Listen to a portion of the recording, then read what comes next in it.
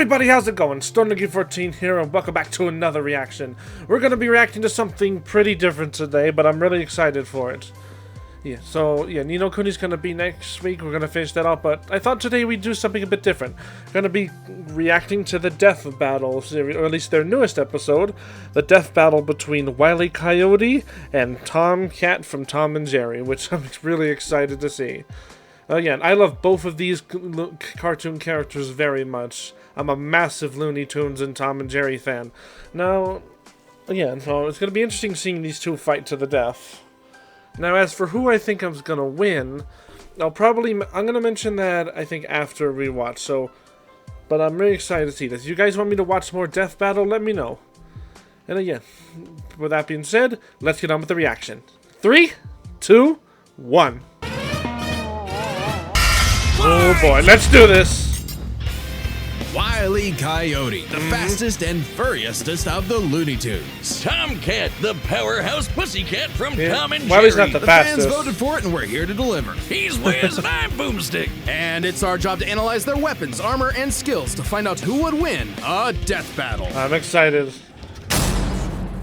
I do think this will be a fairer matchup. Over a shimmering campfire by the tribes people of North America, there was no figure so cunning, so bold as Coyote. To the Miwok, he was a Prometheus who stole fire from the heavens to give to humanity. To the Sewetmuk, he was a foolish trickster who could die and return to life. And to the brothers Warner, he's just a poor dumb schmuck who can't catch a break. To this day, the great Coyote stalks the American Southwest, hunting his indefatigable prey, the roadrunner. And this modern Wile E. Coyote is driven by a ruthless entrepreneurial spirit. Yeah, and it drove him straight off a cliff. He'll chase that bird-shaped happily ever after to his own inevitable undoing. He'll never win. Such is the lot of the common man. You might not expect it from an anthropomorphic canine Job, but Wile was born the son of world-famous hunter Cage E. Coyote. His father raised him from infancy to hound his avian adversary and forbade him to speak until he tasted victory.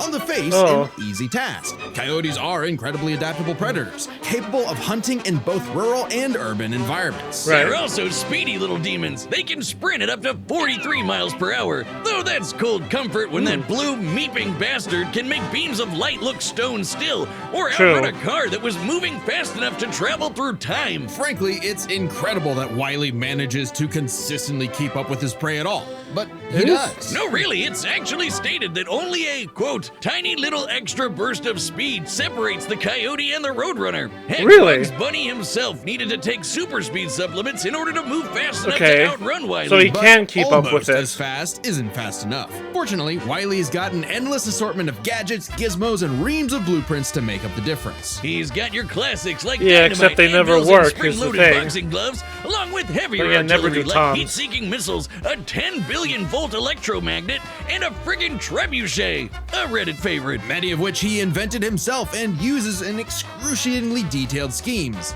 that inevitably go awry. Despite being a self-described super genius, Wile has an officially measured IQ of 3. That's the same IQ as a cactus. They were tampered with? The test results were fake, but he's still an idiot. So why not let a soulless corporation do the hard work for him? Acme sells any product that you can imagine. Which, speaking of which, I heard that the Wile vs. Acme series is gonna be greenlit, or was gonna be greenlit, so I don't know if it's out yet or so, but I'm definitely gonna, I think I'll definitely watch that. That I'm excited for. And Wile is their most devoted customer, contributing up to 99% of its multi-billion-dollar revenue. Thanks for the inherited wealth, Pops. Oh, don't worry, where does he get all the money? In one place. He's got an Acme Book of Magic, Acme Clone-O-Matic, Acme Death Ray, Acme City in a Box, Acme Universal Remote, which can pause, fast forward, and rewind a person through time. Too bad half the stuff Wile uses is intentionally sabotaged, because Acme's board of directors is exclusively Roadrunners. My man cannot catch a break. but he sure can take some punishment. No matter the severity of his failures, Wile is still a toon and can bounce back from just about anything. He's been sliced, stabbed, squashed, exploded, melted, blasted into a constellation, and overall verbed for the last 87 years straight. True. Without ever actually dying. He once got fully disintegrated into ash and popped back up like it was nothing. Similar to the immortal that Coyote Tiny of Toon Sewetmuk character. legend. He's also shattered the fourth wall tons of times and even left the comic page entirely to catch the Roadrunner.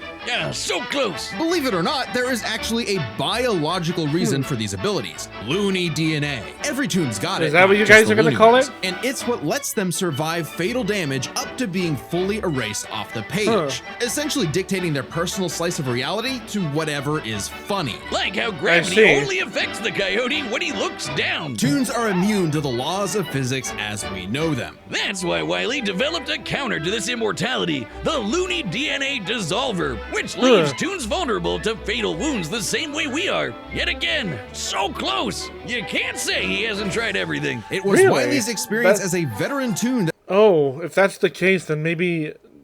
then Wile might win this if he has that anti-toon stuff. that landed him a job at Acme University as department chair of the School of Hard Knocks, teaching up-and-coming Tiny Toons how to use their abilities. Okay, so Naruto. And just like Naruto's jutsus, Toon Force works like an actual power system, with more experienced Toons like Wile who are more powerful than their younger counterparts. And that means Wile should be capable of replicating feats and abilities performed by any other Looney Toon, like traveling between different mediums or altering the plot of the cartoon he's in. And my favorite was the time Plucky Duck used Marvin the Martian's matter transmogrifier to suck up the entire universe. And then suck up the animator animating his universe. And then suck up the animator's universe for good measure. Wile's got a cushy 10-year job teaching that stuff. Impressive for an abject failure at his life mission. He's helped stop a meteor from destroying Earth, beat the Monstars in basketball, and even, oh snap, caught the Roadrunner! Oh, wait, never mind. So no, he never does. According to 1977's Tweety and Sylvester issue 67, Wile E. Coyote has attempted to catch the Roadrunner 4,766,842 times. Scaling to the present, that's over 10 million failures. That takes dedication, or maybe self-destructive stubbornness. Too Probably blinded by bird lust to see the forest for the trees. But Acme's intentional malfunctions and Coyote's recklessness don't account for all of his catastrophes. There's something else, something grander, otherworldly, standing in the way of our furry friend's salvation. Wiz, there's no other way to say it. God is just plain out to get this guy. And by God, we mean the closest thing that exists for Coyote and Roadrunner. Chuck Jones. The guy that created him and helped forge the Looney Tunes. You're saying he's his biggest enemy? Originally meant to be a parody of earlier chase cartoons like, well, Tom and Jerry, Jones established several rules for their animated shorts that superseded Coyote's reality warping toon abilities. Rules that cover his obsession, faulty products, and the fact that no outside force, not even the Roadrunner, is to blame for his defeat. Just him. While other creatives have altered this formula in the decades since Jones's departure, these rules have effectively made the Coyote's defeats cosmically ordained. God nerfed Wile E. Coyote. In all our years making Death Battle, we have never seen a handicap like that. But what else can you expect from our fanatical furry fail son? He's the Sultan of Slapstick, the CEO of Second Place, the swing and a miss superstar. As long as he picks himself back up and dusts off the ashes, that'll never be all, folks, for Wile E. Coyote. Yeah, I mean, if he won, we wouldn't have his show anymore, right? The year was Tom's 1939. War raged in Europe between the British Tommies and the German Jerrys. As the beleaguered English made their miraculous escape from the German encirclement off the coast of Dunkirk, one might have called the battle a game of cat and mouse? Oh wow, is that actually where their names come from? I don't think so. I'm looking this up. Regardless of their names' origin, William Hanna and Joseph Barbera's infamous cat and mouse duo became the undisputed kings of slapstick comedy. The formula is simple, and we all know it. Tomcat chases Jerry Mouse around the house. Brutal, bone-shaking, I felt that in my balls. Violence ensues, and Tom is reprimanded by Mammy Two Shoes. Who is, let's say, very much from the 1940s. And if you're like me, all you wanted to... It's kind of a shame they had to get rid of her from the show, though. Again, she was a fun character to be around. Yeah, not because she was a stereotype. I mean, I get it. She was a racial stereotype at the time, but she was a fun character nonetheless. Not because of like what she was supposed to represent, but just because how she acted in general. So, and you know, I'm glad the creators or the voice actor for Mammy Two Shoes, or it was someone who talked about it. They talked about how erasing her from existence was not the best way to do that, and that's true. Like, okay, look, if you do something offensive many years ago, you don't just erase it and pretend it doesn't exist. What you need to do is accept that you did it, you realize that it was a mistake and it was wrong, and then from there, you improve. Again, as with any mistake, you just move forward and just, yeah, you don't pretend it doesn't exist, you just don't let it be the definition of who you are. If I'm saying that correctly, hopefully I am. To see was Tom wipe that smug smirk off that little rat's face. Despite my well-documented hatred of cats, even I've got to cringe at years of propaganda to convince us to side with the filthy, flea-ridden rodent over man's second best friend. I do kind of agree. I don't ever side with Jerry half the time. Are actually some of Earth's most successful predators. They can run up to 30 miles per hour, leap 6 feet high, and despite being commonly perceived as nocturnal, they're actually crepuscular and hunt in the dawn and evening. Tom specifically is a British shorthair. They're strong. I hate it when that happens. Sorry. It always happens when I drink stuff. Okay, we're back. I'm alive. I'm not gonna die. Strong, stocky Roman cats bred to withstand harsh conditions. And for Tom, harsh conditions is an understatement. Tom has collected a crazy assortment of weapons in his war a bunch against of bombs. kind. Sure, most of it is the stuff you can find around the average American household, like baseball bats, lead pipes, and guns. Lots and lots of guns. Yep, the meme. But he's got wackier things like a magic wand, a robo-cat, vanishing cream, and a smart cap that gives him all the knowledge in the world. I'm partial to the Sword of Light and Dark, which severs you from your own shadow, or the Rewind Remote, which can move your victim backwards through time. And you can't forget the cat car and cat jet, spelled with K's of course, but just the cat part. Tom's arsenal is heavily improvisational, which fits his quick thinking in fights over Thanksgiving turkey. Though he often loses his bouts with Jerry, it's not usually because he's dumb or incompetent. Rather, he's just genuinely outplayed. And even in defeat, he's one tough son of a gun. He's been crushed, blown up, had every bone in his body broken, shattered, melted, and vaporized to dust, and survived. Well, mostly. Tom actually has kicked the bucket multiple times, but it doesn't matter. In fact, he has 9 lives, as established in the episode Heavenly Puss. Oh, yeah. Wiz was conducting some different kind of research when he stumbled on that episode. Boomstick, come on, funny. dude. Even if Tom... You know, that actually was one of my favorite episodes of Tom and Jerry, though, because actually as a kid, it gave me a fair amount of nightmares, about how he was gonna go to hell if he didn't, get forgiveness from someone. Again, because in the episode, he has to get forgiveness from Jerry for all he's done so that he can go up to heaven. Otherwise, he goes to hell, and it's definitely a very scary episode. Plus, there was also that infamous scene where it showed a bag of kittens that were implied they were drowned when they go up to heaven, and the angels just what some people won't do. It just, cartoons back then were crazy. You can't get away with stuff like that ever nowadays. It's just insane how things have changed. Starts to use his lives up, he has a potion that just restores them. Or he can physically go get them back from hell. Where all cats go. Extremely hardcore for a Toon, but there isn't much of a limit to what Tom can do. He can clone himself, levitate in the air, make his imagination real, and even break the fourth wall and enter the real world. Yeah, if you only watch the classic cartoons from the 40s, you may be in for a shock. Tom and Jerry gets buck wild, much like the actual inspirations for their names. Thank you, Okay, Google. what is You're it? still on this? Dodoy Whiz. They were actually named after the two characters in Pierce Egan's delightful life in London, Jerry Hawthorne and Corinthian Tom. It was adapted really? to the stage with the title Tom and Jerry, which later became a catch-all term in 1800s England for young drunken rabble-rousers. One could, I see. fact, say that many rabbles were roused the times Tom destroyed a planet-busting asteroid, lifted up the sun, and was blown up into a constellation. And he was just fine. Just a bunch of stars now, but he's okay. He taked an explosion that launched him through time to the Stone Age and has run through space at massively faster than light speeds. That shouldn't be a surprise when he and Jerry have been at each other's throats for over 80 years now. Wait, so he can move faster than light? But what may surprise you is the fact that at the end of the day, they're actually friends. And they've worked together tons of times to save the day. Right. Like when they helped a little orphan girl, Robin Starling, find her way home. Oh, that's a nice end to their story. Don't you believe it? Now is when we have to Is talk that about the talking Tom one? and Jerry Chase.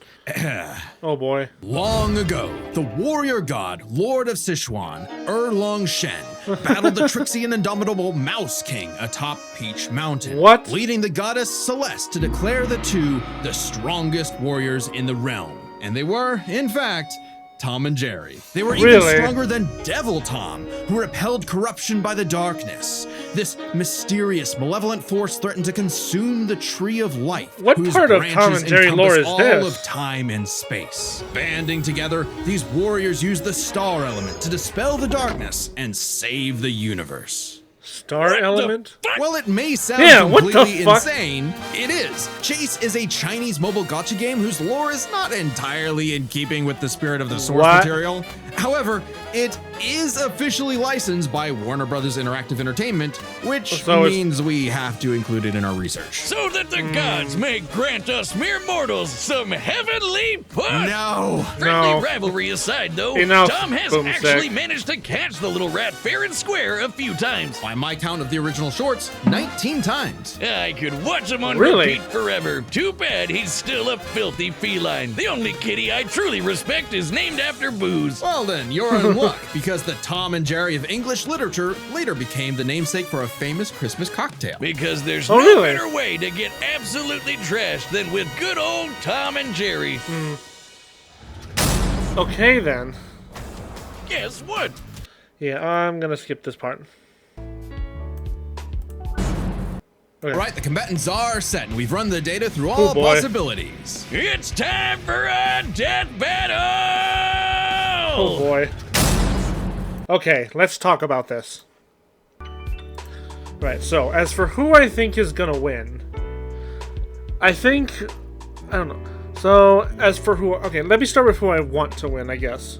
I'm personally rooting for Tom because honestly, I think Tom is a lot cooler than Wile.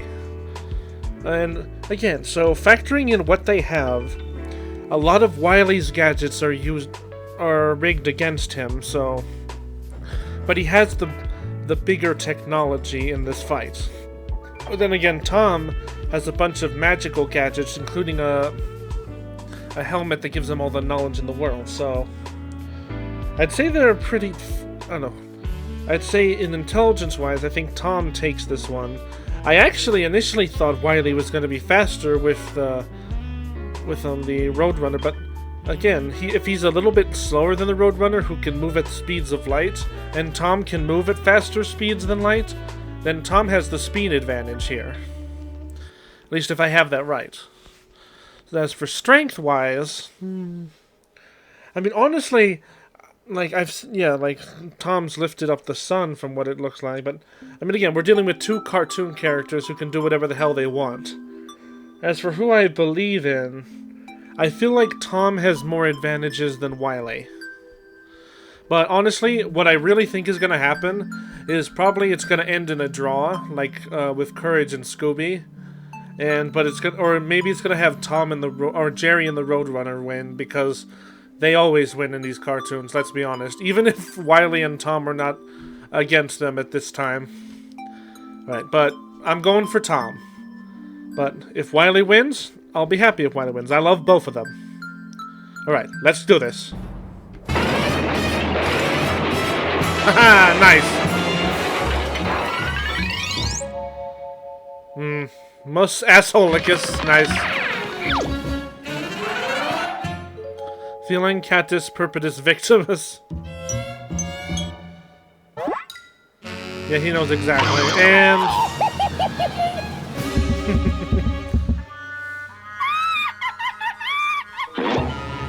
oh, got him. Roadrunner, meepus meepus. Caninus schmuckus. He's gonna blow up. Oh.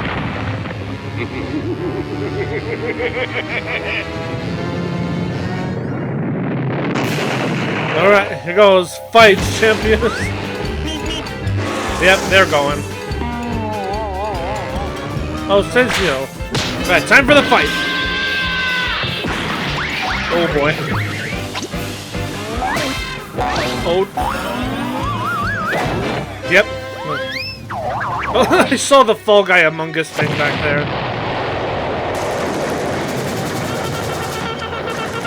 Come on, you apes! You want to live forever! What? Oh, he's got a potion. Right. I know that Wile has the anti-Toon DNA thing. That could be the advantage Wile might have, actually. Oh.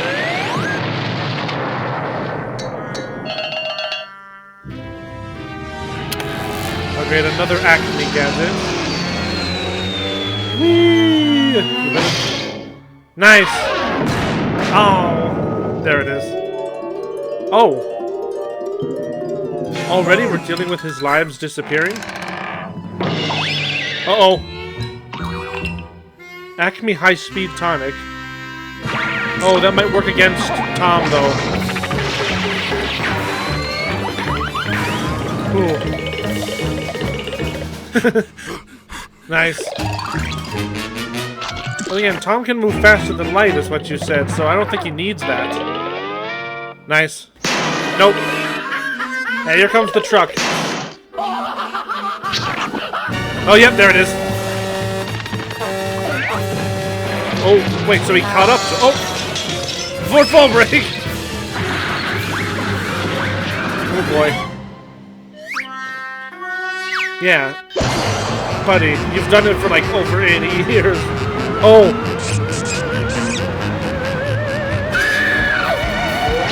Okay, oh boy. Oh no!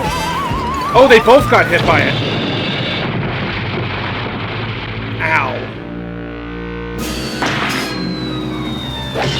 Oh. Oh no, they're both gonna die. Oh!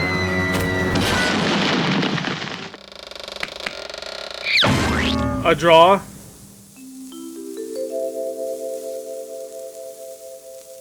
What? Wile? Wile E. Coyote, super genius. Okay, how? Well then. Oh, thank God one of them actually died this time. I mean, no! Animal cruelty, no! Considering coyotes eat cats, I'm not surprised. While both Cat and Coyote were incredibly powerful, they weren't literal gods who could snap their problems away. They had limitations and weaknesses that could be exploited, especially by each other. Let's first talk their stats. Both were strong enough to contend with universe-threatening phenomena, but comparing Wile to Plucky Duck, Looney Tunes can not only destroy their own universe, but their animators as well. And while Tom could move faster than light, Wile could keep up with the Roadrunner, who could outspeed a car fast enough to travel through time. That's immeasurably fast, and much faster than Tom. Wile gets the edge in stats. Wile's arsenal was a bit better too, believe it or not. Even eliminating the devices that have been shown to malfunction, he still countered everything Tom had. The biggest being the Looney DNA dissolver, which could render Tom's cartoony healing factor moot and end the fight. While Tom has never been shown to have Looney DNA specifically, the concept clearly has nothing to do with actual DNA molecules. Looney Tunes have been erased completely and still returned, so it's clearly something more fundamental to their essence. And since the dissolver works on any Toons, not just the Looney ones, it should apply to Tom. But considering how much of a screw-up Wile is, it wasn't a sure bet. Hell, it could have backfired. especially considering how much more competent Tom is. When it came to intelligence, Wile's engineering and scheming genius were often defeated by his own ego and stubbornness. Right. Tom, on the other hand, was consistently more flexible, pragmatic, and victorious in his fights. He definitely gets the edge there. Oh, and Tom has one other big advantage. He doesn't have God nerfing him. And that's the big question. Was Tom capable enough to benefit from Wile's narrative-enforced bad luck and see the DNA dissolver backfire against him? That bad luck is a core part of Wile's character as a cartoon. So Right. let's call it his, toonliness. To find the answer, we dug deep through the bowels of Looney Tunes lore and ended up in an unexpected place: Space Jam. Where Wile yet again fails against the Roadrunner, but against the villains of the movie, the Monstars, he actually scores. And scores again in the sequel, more than anyone else. But according to Chuck Jones's rules, that shouldn't happen, right? Throughout his entire history, Wile's cosmically ordained failures only occur when he's specifically chasing the Roadrunner, or other toons the plot bends around like bugs, because that's what Chuck Jones. Well, then in this rules were written scenario, for. Coyote in this scenario, it would have been applied to Tom then. Like, even if he was dealing with bugs instead of the Roadrunner, it should have still applied to Tom. and Roadrunner cartoons. And even then, looking closely, they've been broken a few times throughout the decades, even during Chuck Jones's tenure. Without the universe nerfing him, there's no reason to think Wile couldn't eventually land a hit with the Looney DNA dissolver. Especially when the only reason it failed was because of the Roadrunner's intervention, a direct violation of Chuck Jones's limitations on the Coyote. And especially when it's the only thing that either one had that could kill the other. Despite lacking Wile's narrative impediments, and despite having a better track record overall, Tom ultimately had no surefire way to kill Wile, whereas Wile's superior strength, speed, and looting arsenal ensured his victory. Wile gave one hell of a chase and left Tom Jones in for a rematch. The winner is Wile Coyote. Next time on Okay Death then. Battle. Oh, well, who's next? Oh, Spider-Man? Oh. Wait, really?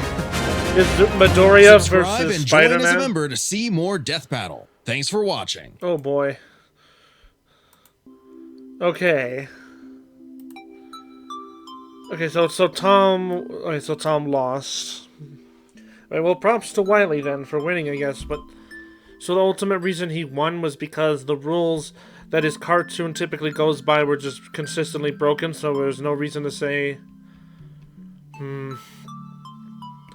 yeah, I don't know if I approve of that, honestly. I don't think so. But I mean, I don't know. I mean, yeah, I'm a little upset that Tom lost. I feel like Tom was the better answer, but I mean, hey, I do like both of them. They're both very funny characters, so again, props to Wile. He won. Oh well, Tom, maybe next time. Hey, at least you win over Jerry more often than Wile does the Roadrunner, so at least there's that, I guess, but either way, it was a pretty entertaining fight nonetheless. That being said, I hope you guys enjoyed this. Be sure to like and subscribe. Be sure to support Death Battle if you want me to watch more Death Battle episodes. Let me know and maybe I will consider it. With that being said, I'll see you guys next time. Bye!